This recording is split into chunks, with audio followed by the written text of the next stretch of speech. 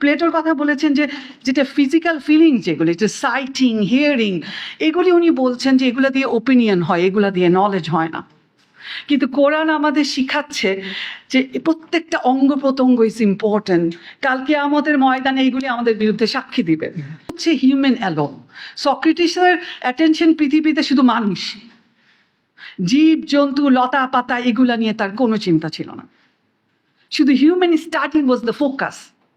কিন্তু আমরা কোরআনে দেখেছি আল্লাহ আমাদের বলছেন ওয়াটার সাইকেল নিয়ে চিন্তা করতে, আল্লাহ তাআলা আমাদের বলছেন জমিন এবং আসমানের দিকে তাকাতে, চিন্তা করতে, আমরা চাঁদ সূর্যের যে পরিভ্রমণ সেটা নিয়ে চিন্তা করতে, আমাদের দিন এবং রাতের যে পরিভ্রমণ সেগুলো নিয়ে চিন্তা করতে। এবং আমরা জানি হাদিস এবং সব কিছুতে আমাদের প্রাণী জগৎ, আমাদের প্ল্যান্স, এগুলা নিয়ে যুদ্ধক্ষেত্রে শস্য ক্ষেত্র ধ্বংস করা নিষেধ, অ্যানিমালদের ধ্বংস করা নিষেধ, বৃদ্ধদের ধ্বংস করা নিষেধ, টেম্পল ধ্বংস করা নিষেধ, অন্য কিছু ধ্বংস করা যায়। সো এই যে ইসলামের যে total approach, this is very modern. Sustainability নিয়ে আমরা কথা বলি, সাস্টেইনেবল ইজ দ্য কি ফ্যাক্টর, এবং সাস্টেইনেবিলিটি আমাদের বলছে মানুষ বাদ দিয়ে বাকি জিনিসই বেশি চিন্তা করো, কারণ মানুষ সব জিনিস নষ্ট করছে। সো ওই যে গ্রিক ফিলসফি, শুধু মানুষ মানুষ মানে সক্রেটিসের চিন্তা শুধু ম্যানকে নিয়ে চিন্তা করো আর বাকি প্ল্যান্ট অ্যান্ড অ্যানিমাল অ্যান্ড কিছু নিয়ে চিন্তা করো না, that is totally against sustainability, totally against Quranic value, যেটা অনেক মডার্ন।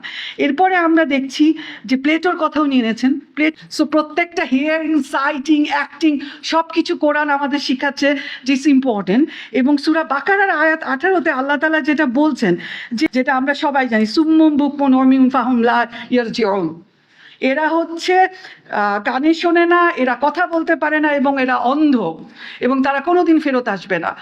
তার মানে হচ্ছে যেই লোকেরা ইচ্ছাকৃতভাবে বা কোনোভাবে সব ইনফরমেশন পাচ্ছে না, তারা যেই নলেজ গেইন করছে সেটা আল্লাহর দিকে ফেরত নিয়ে যায় না। এটা একটু মনে রাখতে হবে। ওপিনিয়ন তৈরি হওয়ার নলেজ, উনি প্লেটো বলছেন ওপিনিয়ন তৈরি হয়, নলেজ তৈরি হয় না। কিন্তু কোরআন হিন্টস দিচ্ছে যারা কানে শোনে না, চোখে দেখে না এবং যারা অন্ধ, মানে বোবা, তার মানে বোবা নয় ফিজিক্যাল বোবা না, সব মিলাই, এর মানে হচ্ছে এটা বায়াসড। তারা যেটা দেখার কথা দেখছে না, যেটা শোনার কথা শুনছে না, তাহলে যে নলেজ তারা প্রডিউস করবে সেটা তো বায়াস নলেজ এবং সেটা তো আল্লাহর দিকে ফেরত দিবে না। সো কোরআন প্লেটোর এই ধারণার টোটালি ডিফাইন্ড ওয়েতে আমাদেরকে নলেজ জেনারেশনের ব্যাপারটা এক্সপ্লেন করছে এবং আল্লামা ইকবাল এটা ক্লিয়ারলি